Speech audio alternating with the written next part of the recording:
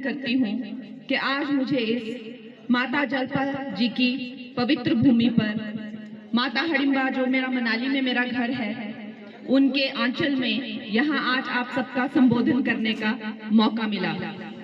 मैं कल शाम से अपने भाई जनक राज जी के साथ ही हूँ, जो यहाँ के माननीय विधायक हैं।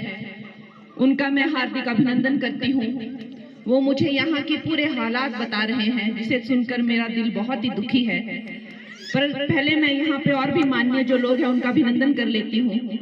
मैं यहाँ स्वागत करती हूँ श्री धीरज नरियाल जी का, जो जिलाध्यक्ष हैं, श्री विनोद ठाकुर जी का, श्री अर्जुन ठाकुर जी का, श्री अनिल डकैत जी का, धीरेन्द्र आचार्य जी का, विनायक राणा जी का, श्रीमती जयंती दुगल जी का, श्री CS ठाकुर जी का, श्री राजकुमार जी का, श्री मनोज मनु जी जो जिला अध्यक्ष है, सब गांव के जनप्रतिनिधि एवं समस्त कार्यकर्ता, मैं आपका दिल से अभिनंदन करती हूँ, स्वागत करती हूँ, जिनके नाम लिए गए हैं और जिनके नाम नहीं भी लिए गए हैं। दोस्तों, हम लोग यहाँ पर सब कांग्रेस के कुशासन से पीड़ित हैं। ये बात आज पूरा देश देख रहा है कि क्या दुर्दशा हो गई है हिमाचल की, क्या बुरे हाल कर रही है ये सरकार हिमाचल की। और ईश्वर का भी ऐसा प्रकोप हम पर आया कि बहुत बड़ी बाढ़ यहाँ पर आई।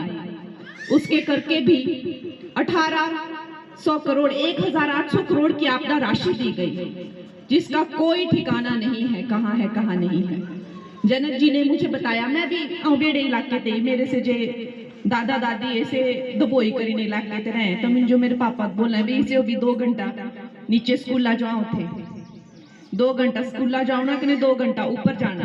तो मैं भी आपकी एक पहाड़ी बेटी हूँ, आपकी तरह जो परिस्थितियां हैं मैंने अपने जीवन में बचपन से देखी हुई है। लेकिन आप वो बहुत पुरानी बातें हैं, मेरे दादा के टाइम की या मेरे पिताजी के टाइम की। लेकिन भरमौर में जो इन्होंने स्थिति बना के रखी है, वो मुझे लगता नहीं है कि हम अभी 2024 में हैं। आज भी मुझे बताया जा रहा है कि यहाँ पे जो लकड़ा कीड़ा मुर्तू करके जो गांव हैं, रैम्बो करके कई गांव हैं, जहां पे जो है गर्भवती महिलाओं को पालकियों में लाया जाता है, बूढ़े बुजुर्गों को पालकियों में लाया जाता है। क्या ये स्थिति देखकर इनका कांग्रेसियों का दिल रोता नहीं है? क्या इस तरह की ये वेदना देख के इनके दिल को कष्ट नहीं होता है? भाई बहनों, आपके एक वोट की ताकत है जो आज हमारे देश में मोदी की लहर, मोदी की गारंटी, मोदी की क्रांति आई है। आपके एक वोट को आपने कभी भी कम नहीं समझना है। मेरे जो प्रत्याशी हैं कांग्रेस के, टीका जी, वो कहते हैं, उन्होंने अपने किसी पोस्ट में लिखा था, पहले उन्होंने पूछा कि आप मुझे बताइए कि आपकी मैं क्या सहायता कर सकता हूँ। लेकिन जब जनसाधारण ने उनको बताने की कोशिश की कि भाई हमारे ये काम करवा दीजिए चीफ मिनिस्टर जी को बोलकर, तो उन्होंने कहा कि मैं क्या कोई डाकिया हूँ? मैं भाई बहनों, मैं आपको कहना चाहती हूँ, क्या जो हमारे डाकिया भाई हैं, क्या उनका कोई आत्मसम्मान नहीं? क्या वो रोज काम करके, रोज मेहनत करके अपने बीवी बच्चों को घर नहीं पाल रहे? डाकिया होना तो एक बहुत ही सम्मान की बात है। मैं आपको कहती हूँ कि मैं आपका डाकिया हूँ, और मेरा क्या काम होगा यहाँ पर, किस लिए मुझे भेजा है यहाँ पर?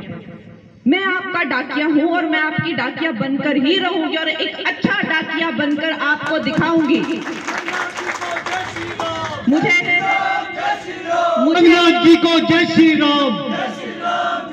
मुझे आपने कभी भी कोई आज्ञा देने से हिचकिचाना नहीं है। मुझे आपने कभी भी कोई काम बताने से हिचकिचाना नहीं है, घबराना नहीं है। मैं अपने भाई जनक जी के पास यहाँ पे आया करूंगी और दौरे लगाऊंगी, और जब आप मुझे अपने एक वोट की ताकत से इस विश्व के, इस देश के सबसे बड़े लोकतांत्रिक मंदिर में, लोकसभा में बिठाएंगे, तो मैं वहां आपके डाकिया का काम करूंगी। दोस्तों, ये आपका एक वोट मेरे लिए नहीं होगा, आपने ध्यान रखना है और सबको ये चीज बतानी है। ये वोट आपका मोदी जी के लिए है। उनके सुशासन के लिए है। आपने देखा उन्होंने कल फिर से परसों जब भी उन्होंने अपना जो संकल्प पत्र जो है वो निर्धारित किया, 80 करोड़ से ज्यादा लोगों को मुफ्त में राशन वो और 5 साल कंटिन्यू कर रहे हैं। जो हमारे युवा हैं जो अपने काम करने के लिए जो लोन था उसका 10 मुद्रा लोन 10 लाख तक का लिमिट था, उस लोन को बढ़ाकर 20 लाख कर दिया है।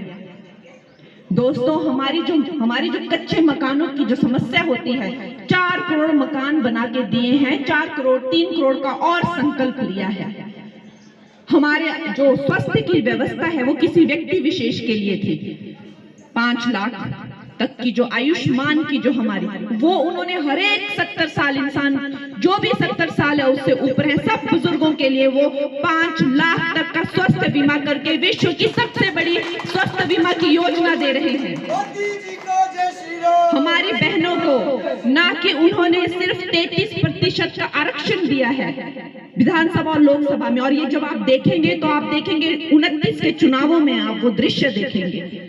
हमारी जो महिलाएं हैं 50% महिलाएं हैं, महिलाओं की आबादी 50% होती है, लेकिन ऐसा क्या रीजन होता है, ऐसा क्या कारण होता है कि महिलाएं कभी किसी फील्ड में दिखती ही नहीं है?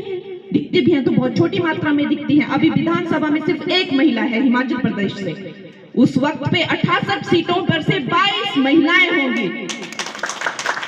दोस्तों ये जो क्रांति है वो मोदी जी ला रहे हैं। हमारी जो सड़कों की समस्या है वो भी मोदी जी ने ही, पहले भी कांग्रेस वालों ने तो सब दुर्दशा करके रखी हुई थी। अटल जी की सरकार आई तो जो ग्राम ग्राम में जो सड़क पहुंचाई अटल बिहारी वाजपेयी ने पहुंचाई, ये हमें भूलना नहीं है। मोदी जी कहते हैं मेरी सरकार गांव के लिए है, मेरी सरकार गरीब के लिए है। अभी भी अगर आप देखें तो जितने भी हाईवेज हैं, जितने भी राजमार्ग हैं, हमें जब तक मोदी जी की सरकार 10 साल पहले तक मात्र 90,000 किलोमीटर तक के हाईवे थे, लेकिन मात्र 8-9 सालों में जिसमें कोविड भी रहा है 2 साल और कई विश्व में क्षेत्र के युद्ध चल रहे हैं, उसके बावजूद नहीं तो कम से कम 60,000 किलोमीटर के हाईवेज बनाए हैं सिर्फ 9 सालों में। दोस्तों हमें ये नहीं भूलना है कि जो उन्नति का विकास का रथ पूरे देश में चल रहा है वो हमारे हिमाचल में रुक चुका है। हमारे हिमाचल की जो दुर्दशा हो रही है वो कांग्रेस की करतूतें हैं, लेकिन हमें ये ठीक करने का अवसर मिल रहा है, और अवसर मिल रहा है 1 जून को। मेरे सब भाई बहन वोट देंगे और सुशासन को चुनेंगे, संस्कृति को चुनेंगे, उन्नति को चुनेंगे, मोदी जी को चुनेंगे।